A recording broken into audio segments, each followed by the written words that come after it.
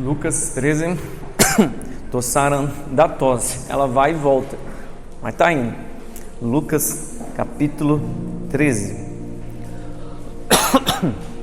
Você vai deixar a Bíblia aberta aí? Daqui a pouco a gente vai ler. Lucas 13. Tem uma imagem que a gente colocou aqui, infelizmente não dá para ver muito bem, mas é Neemias na reconstrução do muro de Jerusalém. Eu não sei se algumas pessoas aqui sabem da história, rapidinho. Neemias, ele era copeiro do rei e ele ficou sabendo que a sua cidade, Jerusalém, estava totalmente destruída, principalmente o que? Os muros. Depois de 70 anos sendo destruída, Jerusalém estava em ruínas e os muros que ficavam em volta da cidade já havia sido esfacelado. Então Neemias pensou uma coisa que é extremamente espiritual, que é a proteção para a cidade. A gente sabe muito bem que a proteção de uma cidade se deve muito às muralhas, Lá nos Estados Unidos, lá é difícil entrar, lá tem um muro para que as pessoas não vá lá para viver naquele lugar. A gente sabe também em Jerusalém tem o que? Um muro que divide ali a faixa de Gaza. Então o muro é o que? Uma proteção. Provérbios vai dizer que uma pessoa que fala demais é como uma cidade sem muros, ou seja, é muito vulnerável.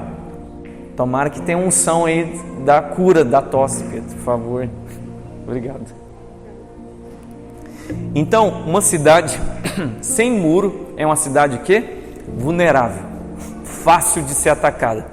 Então, Neemias, ele estava num lugar muito bom, num trabalho muito bom, mas ele ficou sabendo que a cidade estava sendo destruída e que não tinha muros em volta dele.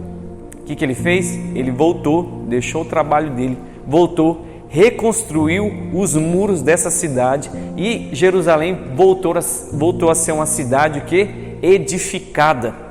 E aí ela conseguiu romper.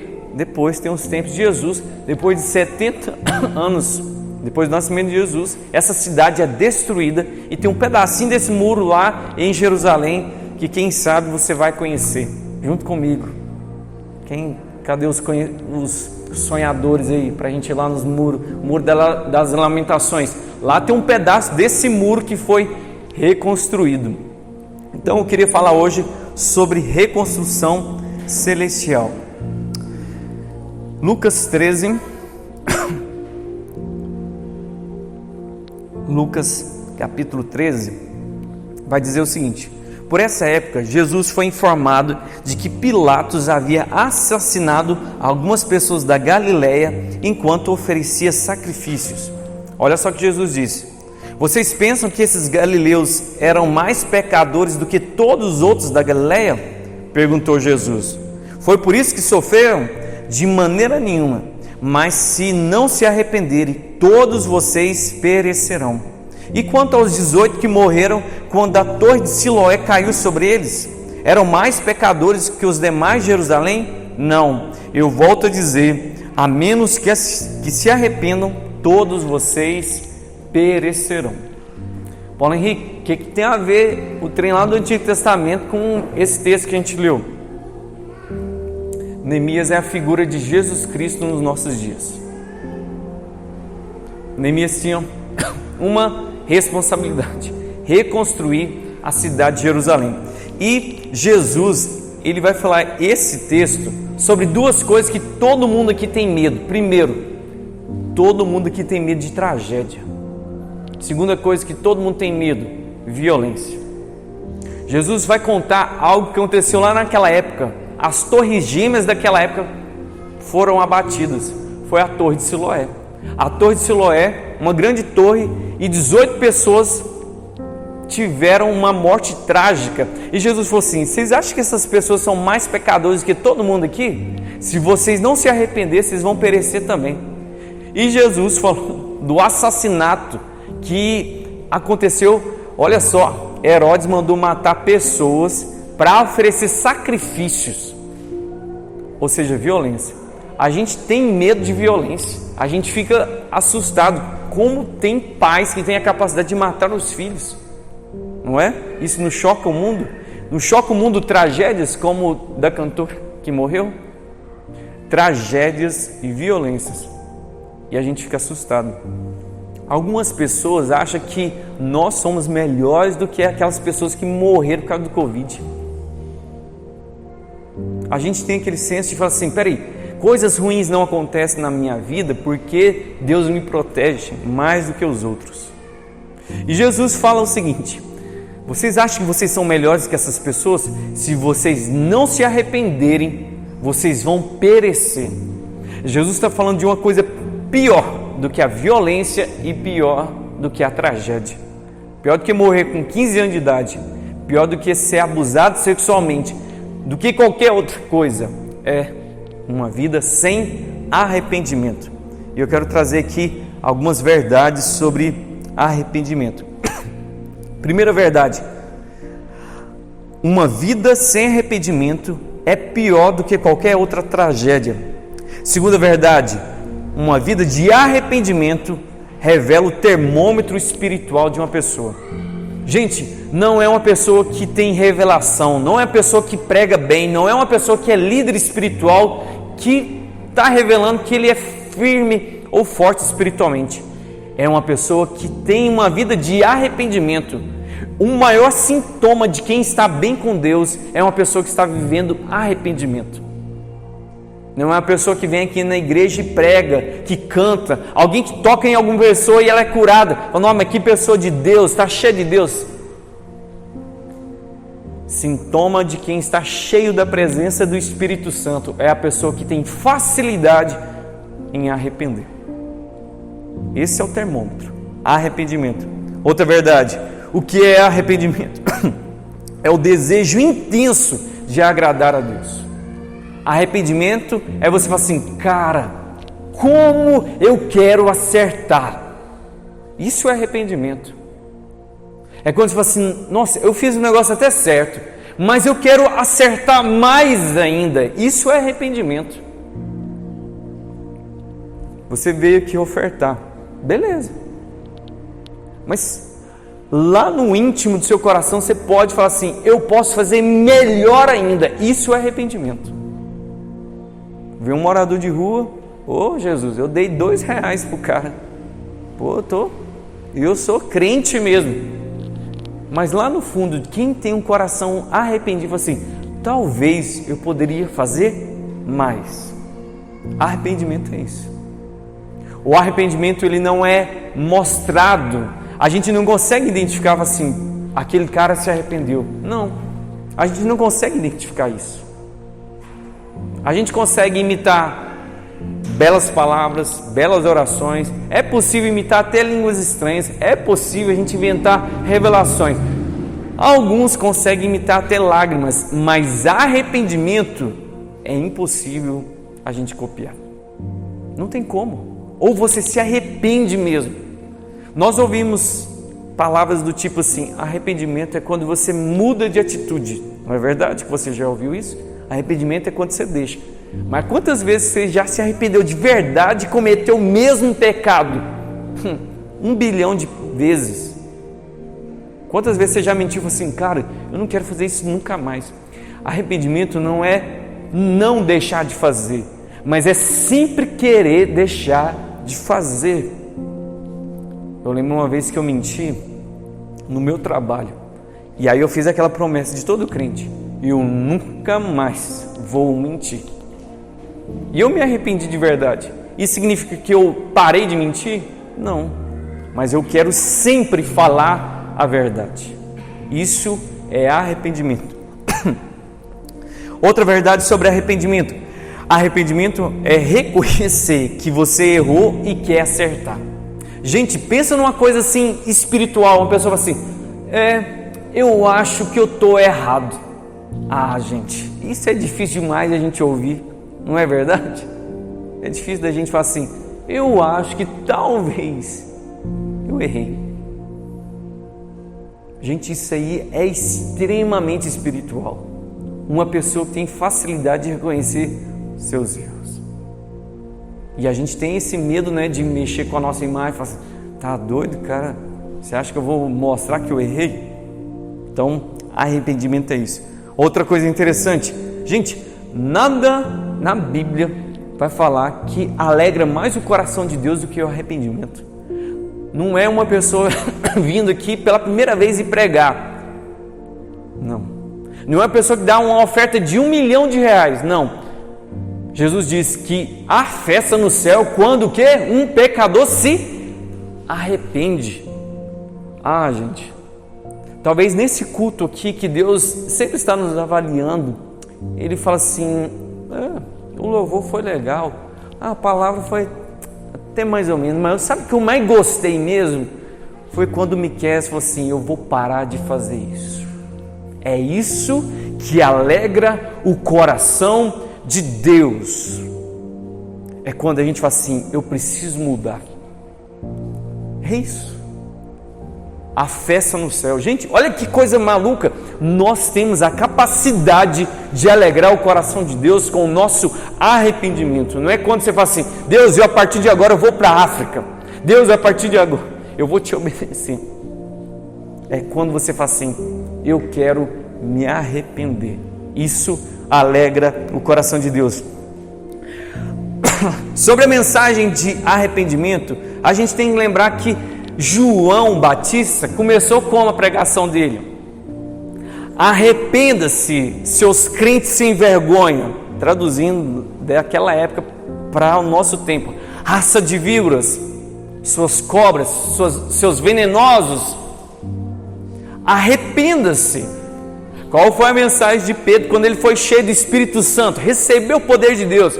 Assim, 3 pontos teológicos. Não, a mensagem de Pedro foi bem clara. Arrependa-se e converta-se ao Senhor. Agora, a mensagem de Jesus, isso está em Mateus. Primeira frase de Jesus, não é? Eu amo vocês. Ou, gente, fica tranquilo, vim aqui para resolver o problema de vocês. A primeira frase de Jesus é: arrependa-se, porque perto está o quê? O reino dos céus. Você quer entrar no reino dos céus? Fácil. A porta se chama arrependimento. Simples. Em toda a Bíblia você vai ver um Deus falando: arrependa-se, arrependa-se, arrependa-se. O Espírito Santo tem a capacidade de trazer esse arrependimento verdadeiro ao nosso coração. Mas um fato que as pessoas erram, porque tem 2 extremos. Algumas pessoas acham que somente o Espírito Santo faz toda a obra de arrependimento. Então eu vou ficar aqui quietinho fazendo minhas coisas erradas. Na hora que o Espírito Santo tocar no meu coração, eu paro de fazer isso, porque só Ele pode fazer. Isso é um erro. Mas é um erro também eu achar que eu tenho a capacidade de falar assim, eu vou parar de fazer essas coisas. Não para nada. Eu já falei isso, vou falar mais uma vez um exemplo. Eu estava dentro do carro dirigindo e eu orando na minha mente: Deus, me ajuda a controlar minha ira, não deixa eu perder a paciência não. Alguém fechou o N, eu já bati a mão no trem. Eu falei assim, eu estou fazendo a oração, no meio da oração. Ou seja, nós não temos a capacidade de trazer mudança em ninguém. Engano de mulheres que acham que vai mudar o marido. Não muda, você não se muda. Você vai mudar o seu marido? Nós não temos a capacidade de nos mudar. Mas uma coisa cabe a nós: o desejo de mudar. E uma coisa compete a Deus: trazer essa transformação. Quando você fala assim, eu tenho que mudar, o Espírito Santo pega esse desejo e transforma o seu coração. É uma via de mão dupla, é um relacionamento. Não adianta você falar assim, eu vou parar. Você não vai parar. Você precisa da presença do Espírito Santo. Outra verdade sobre arrependimento. Arrependimento é quando você fala assim, eu estou perdido. Quando você fala assim, nossa, eu estou errado, eu estou perdido, Jesus diz para você, eu te achei. Todas as vezes você fala assim, pronto, acabou, não tem mais jeito para mim. É aí que Jesus evidencia o seu poder sobre as nossas vidas. Gente, como Jesus ia salvar as nossas vidas, os nossos pecados, se a gente não reconhecesse que não há pecado em nosso coração? A mensagem que o mundo precisa ouvir é que eles são pecadores e que depois eles entendem a graça de Deus. Não tem como oferecer graça e misericórdia sem saber do juízo e da justiça de Deus. Então, falando sobre a verdade, sobre arrependimento, eu quero trazer 3 conselhos aqui rapidinho. A gente está terminando ultimamente os nossos cultos rápido, e graças a Deus a gente vai terminar rápido também hoje. 3 conselhos. Mas Paulo Henrique, você não falou desse trem de Neemias, o que tem a ver? Gente, para reconstruir qualquer coisa na vida, você precisa de arrependimento. Essa cidade aqui estava destruída, tá vendo esse rapaz aqui na frente? É Neemias, representação de Neemias. A cidade lá estava destruída. E a pergunta é, o que te torna vulnerável? Eu sei de uma coisa, ou tem crentes aqui vulneráveis, destruídos, ou tem crentes aqui reconstruídos. Não tem ninguém aqui perfeito. Ou você está num processo que eu quero falar aqui, que você está à mercê do inimigo, ou você está sendo reconstruído por Deus, porque a vida te deixa vulnerável. Tem pessoas aqui vulneráveis por causa do dinheiro, por causa do salário. Tem gente que a mente dele estava assim, cara, como eu vou pagar as minhas contas? Essa pessoa está vulnerável na mão do diabo assim, mas muito. Existem pessoas vulneráveis por causa da sua vida espiritual. Fazem o que quer da sua vida espiritual. São pessoas vulneráveis. E tem pessoas aqui vulneráveis emocionalmente. Uma palavra, uma pessoa, uma atitude. O que você faz assim, isso aqui me deixa vulnerável? Nós vivemos um tempo onde nós estamos muito vulneráveis diante das situações. Nós estamos vendo tantas loucuras aqui em Anápolis, né? Anápolis está... Gente, mas Anápolis está famoso, né? Só coisa ruim em Anápolis. Mas não é o povo crente? Anápolis não é o povo mais crente do mundo? Não é o povo que tem mais católico? Cadê esse povo que é tão cristão? Sabe o que é isso? Nós estamos vulneráveis às situações do mundo e a gente não está sabendo reagir. Então, isso reflete o porquê a gente precisa se arrepender. Então, nós estamos vulneráveis, todos nós, mas a decisão de trazer transformação está numa vida, a vida de Neemias, que é quem? Jesus. Jesus está na porta assim, gente, vamos reconstruir esse negócio? Se você se arrepender, Deus faz a obra no seu coração. Se você não se arrepender, você vai continuar vulnerável. Gente, quando você não se arrepende, você está falando assim para Deus, Deus, fica tranquilo, eu dou o meu jeito. Quando você não quer se arrepender do seu pecado, você está dizendo, Deus, o Senhor é que tem que se arrepender, não é eu que tenho que me arrepender, não.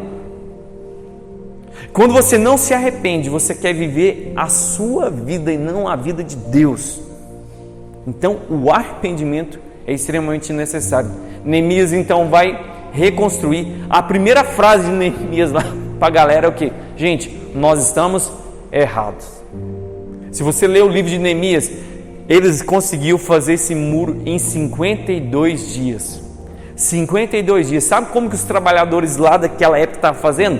Uma mão numa espada e a outra lixando parede.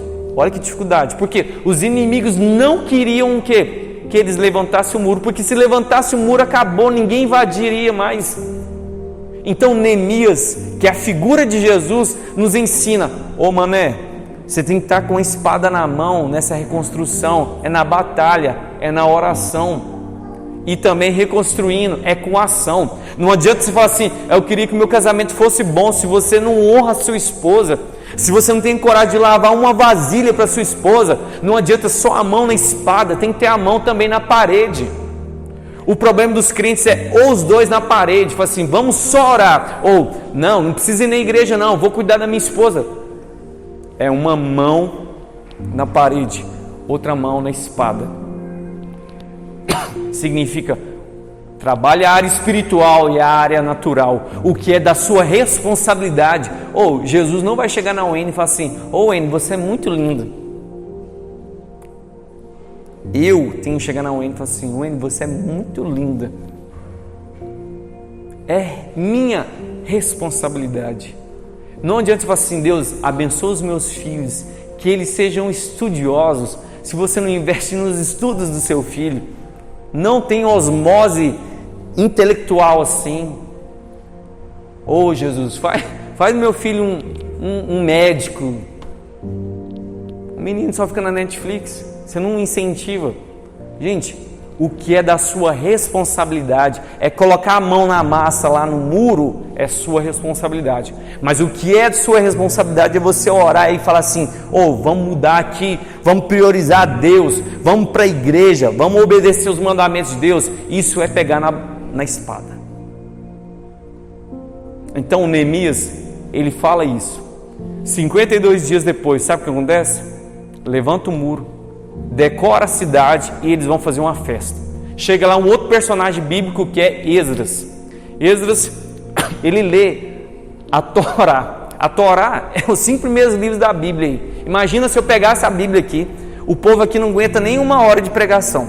Mas imagina se eu lesse aqui do Gênesis capítulo 1 até Deuteronômio. Nossa, é umas 12 horas e o povo em pé ainda, não estava sentado não. E em Jerusalém, meu amigo, Jerusalém não é gramado não, né? É frio não, menino, é desértico, suando, mas o povo estava chorando, porque eles começaram o quê? A se arrepender, porque eles estavam ouvindo a mensagem de Deus. Você entendeu o trabalho que há quando Deus começa a transformar o coração das pessoas? O arrependimento automático. Seja sincero, 12 horas em pé, no calor, ouvindo um cara distante ainda. Era telefone sem fio, né? O cara assim, arrepender-se, chega lá no outro assim, vai ter chocolate quente. Mas o povo estava tudo chorando, ouvindo a mensagem de Deus, se arrependendo. E o que acontece? Essa nação é reconstruída. Você quer ser feliz? Você quer ter um casamento bem sucedido? Você quer ter prosperidade na sua vida? Você quer falar assim, cara, estou fazendo a vontade de Deus? Se arrependa. Se arrependa dos seus pecados e dos seus erros. 3 coisas para você fazer e para você se arrepender. Primeira coisa, pare de dar desculpa e dar justificativa. Tem uma frase do Luiz Hermínio: quem é bom de argumento é ruim de arrependimento. Paulo Henrique, para com isso. Não é porque... Para com isso. Luan, leva sua esposa para sair. Não é porque eu não tenho dinheiro. Para de dar justificativa. Assume, fala assim, não, realmente, eu preciso. Eu não tenho dinheiro, mas eu preciso levar. Pare de ficar dando justificativa. Só se arrependa. Fala assim, não, é mesmo, é verdade. Só isso. Pare de dar justificativa. Adão, quem te falou que você está pelado? Não foi a mulher. Está vendo? Pare de dar justificativa. Só se arrependa. Só reconheça. Segunda coisa, arrependimento do que você fez lá atrás e você não se arrependeu. Você tem coragem de fazer essas orações? Fala, Deus, o que eu não arrependi ainda? Que eu achei até bom, que eu até acho bom até hoje. Você tem coragem de fazer essas orações? Fala, Deus, o que eu fiz lá atrás e que desonrou o Senhor? Gente, não tem a ver com agradar as pessoas aqui. Não tem a ver, minha vida de arrependimento não tem a ver se eu vou pregar ou se eu vou mostrar alguma coisa para alguém. Isso não significa nada. Significa agradar o coração de Deus e falar assim, Deus, eu estou tentando fazer o meu melhor para o Senhor. É isso que vale. Arrependimento do que você fez e que você está fazendo. Gente, existem áreas na nossa vida que vai acumulando, que a gente vai perdendo força, porque não há arrependimento. Você pode cair 1000 vezes, Deus vai te levantar as 1000 vezes, mas a partir do momento que você fala assim, eu acho que não é tão errado assim, nossa, você está entrando num inferno que você não tem nem noção. Você pode errar 1000 vezes, mas reconheça que isso é um erro na sua vida. Isaías tem uma palavra profética para os nossos dias. Ai daqueles que dizem o que é certo é errado e o que é errado é certo. Nós vemos hoje nas redes sociais, na mídia, o povo fala assim, isso é certo, e a Bíblia fala assim, isso não é certo. E você sabe das inúmeras coisas que eu estou falando. Eu não tenho medo de falar o que é casamento homossexual, aborto, legalização de drogas. Tudo isso é pecado. Nós precisamos tomar cuidado. Terceira coisa, para o arrependimento acontecer, é necessária a presença de Jesus.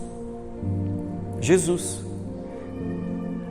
nós lemos aqui, o texto está claro, Jesus falou assim, gente, você acha que o quê? Se você não estivesse nesse avião, você não ia morrer? Você ia morrer sim. Você acha que o seu filho é mais protegido do que qualquer filho de qualquer outra pessoa?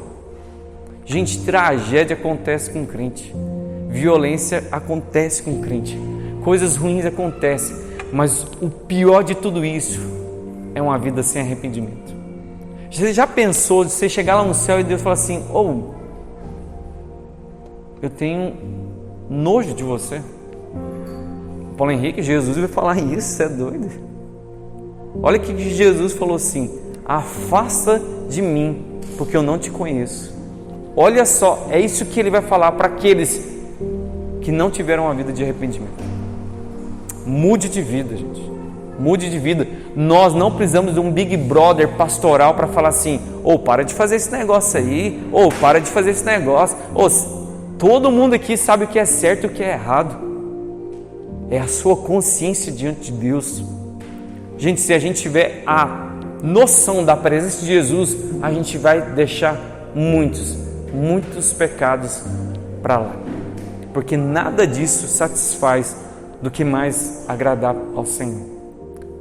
Gente, José fugiu de uma mulher, e uma mulher bonita, linda, e numa época que os escravos eram obrigados a ter relação sexual com seus patrões. José poderia assim, então, né? Já que é da minha competência, eu vou, né?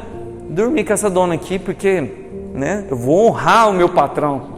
Foi isso que ele pensou? Foi isso que ele fez? Ele falou assim, jamais faria tal pecado diante do meu Deus. Porque para José, o que mais importava era agradar o coração de Deus. Os pais não estavam lá, José não tinha Bíblia, José não tinha igreja, José não tinha nada. A única coisa que ele tinha era um relacionamento com Deus que ele nunca ouviu falar, era só através de sonhos. Já pensou um trem desse? Você quer ser fiel a Deus? Você quer falar assim, Deus, eu quero te amar com todo o meu coração? Então você precisa se arrepender de muitas coisas.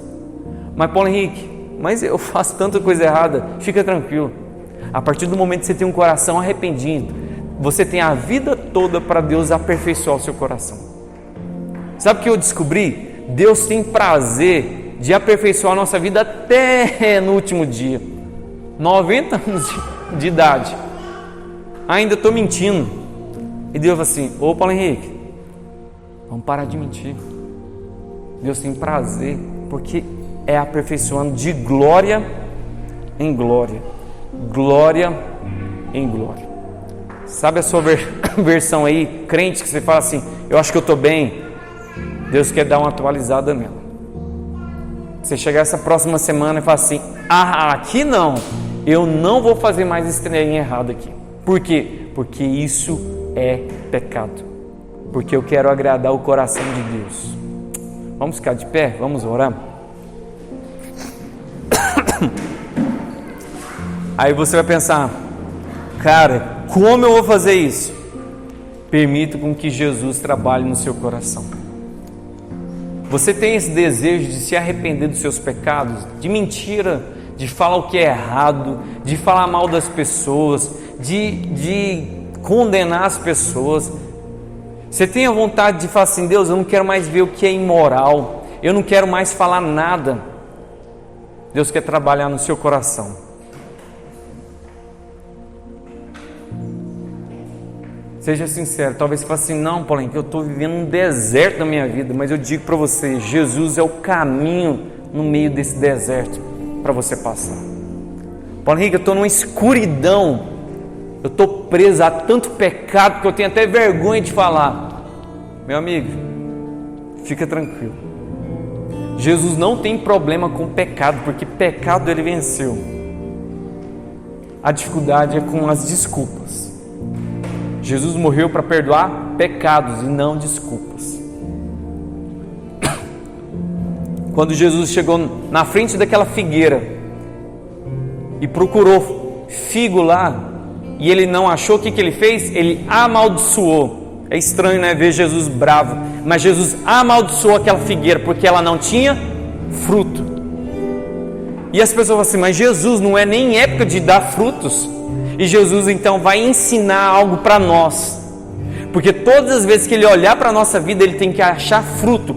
João Batista falou assim, produzis, pois, frutos de arrependimento. Você tem fruto hoje de arrependimento? Você tem alguma coisa para assim, Deus, isso daqui eu tenho que mudar, isso daqui eu tenho que parar.